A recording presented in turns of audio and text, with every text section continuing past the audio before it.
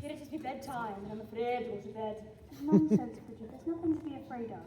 That was only your imagination. Imagination, nothing I tell you. I see with my own two eyes. It's on my mind so much today, and it never to do the cooking. I've been full of sugar bowls with salt, and salt shakers with sugar. And what was the matter with that salad dressing? Glory be! I was forgotten that bottle of castor oil into the oil boil. Now you can see how upset I've been. I still insist that Mary came in this house last night. Dr. Jekyll was out at 10, and I looked at the house after that myself. What do I tell you? I seen this man come in that window. That isn't possible. You must have been dreaming. Not a bit of it. I've been in my room for a couple of hours, and the heat woke me up. I got up to the window a bit higher. And you know from my window I can see this window. Yes, I know. At first I thought I must have been seeing things, so I picked myself to make sure I was awake, and I was all right. I seen this man in the path, making right for the windows, but you pushed open as easy as you please and walked right in this house. Now I know you must have been dreaming, because I locked up those windows before I went to bed last night, and when I came down this morning they were still locked. The lock hadn't even been tampered with. Just the same. I know what I seen what I know. I was too scared. I got back in bed, pulled the covers over my head, and stayed that way till morning.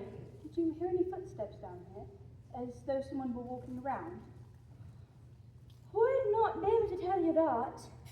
Seeing how I was on top of the desk by my bedclothes, but I seen it, and nobody. I'd have been St. Patrick himself to tell me I didn't. Dr. Jekyll's often gone for a time in the garden when he couldn't sleep. Perhaps it was him you saw? Don't you think I know the doctor when I see him? No, this man is short, not tall like the doctor, and a hunchback stooped over, not straight like the doctor. And besides, I know it was the doctor, for I asked him about it this morning. Oh, you shouldn't have done that. Yes, I found that out. Was he angry? Mad as fire. You think he'd be thanking me for telling him? That's what he said. He said, Bridget, if you ever see anything like again in this house, I'll discharge you. The voice says, if I ever see anything like again, don't you fire me. I'll be gone. And another thing. If there wasn't a prowler on his house this night, how do you account for the white rose which has been upon it by the roots, and the roses torn to shreds? Dr. Jekyll thinks that must have been done by a group of mischievous boys in the neighbourhood. Mischievous boys, me eye.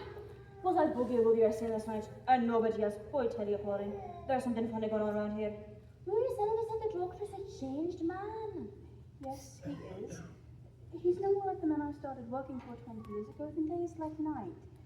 He used to be kind and gentle, but lately he's been irritable, nervous, and even unkind at times. When did you first notice the change? A little over a year ago, about when he came to work here. Well, the good Lord knows I had nothing to do with it. He's always saying I'm the best cook he ever had.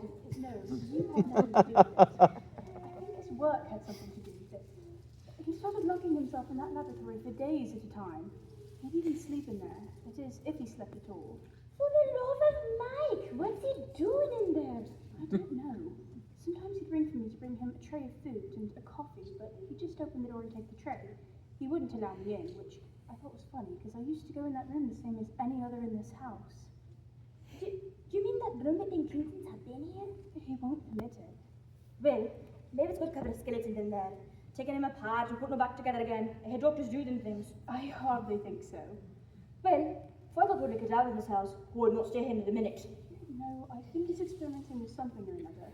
Whenever he'd open the door to take the tray, the smell of chemicals was overbearing. And it's told on him, Bridget. He's aged terribly. Well, no wonder. Being cooked up in there with all that stinking stuff. But when he met Miss Diana, he changed.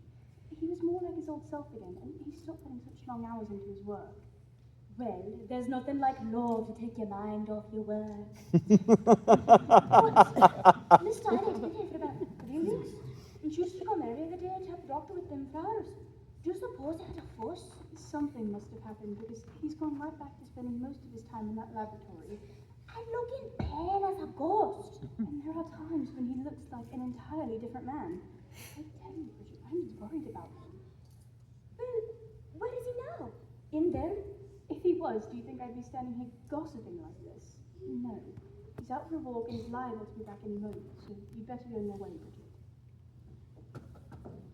Glory be! Maybe that's him now. It can't be. He wouldn't knock. The windows are unlatched. I wonder who that is. Maybe it's him we seen last night. Great head of the church, save me!